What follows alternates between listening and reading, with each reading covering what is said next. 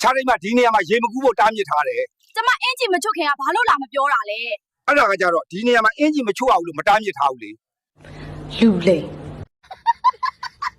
ပီတီပြတ်တဲ့ကြော်ကြီးဆိုတာနင်းလားဟမ်ဟုတ်ပါတယ်ဆရာမနင်းတော်ခွာကြပဲဟမ်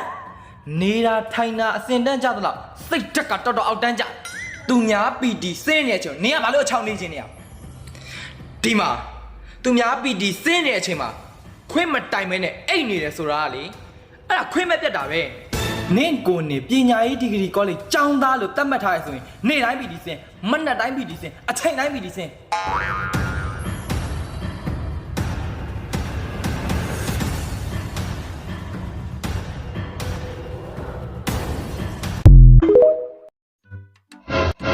ဟာယောမင်းကြိုကြီးမလားမတွေ့ရတော့ကြာပေါ့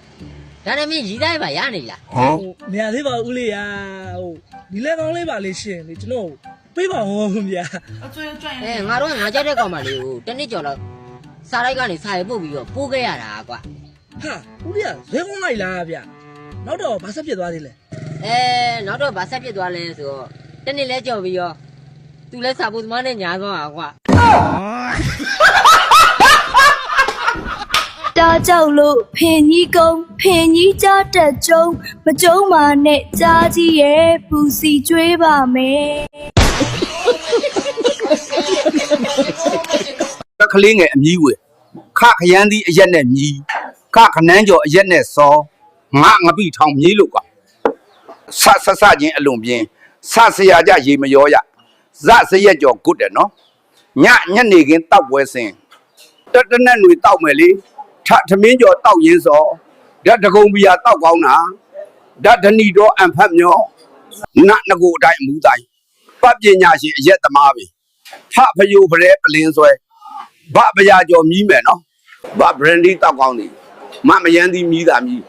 ရမကတောက်ကြပါရထားပေါ်တောက်လို့ပြောလကုံရက်တောက်ပွဲဆက်ဝရန်တာအရက်တောက်မှာတသမီးရောက်ဖအရက်ဆိုင်ကြွဟာဟေးရောင်တွေတောက်ကြလေအကုန်ထမူးရင်ကငါတိတာအဲ့ဒါအကုန်ပဲမင်းတို့ရရင်ဆက်စု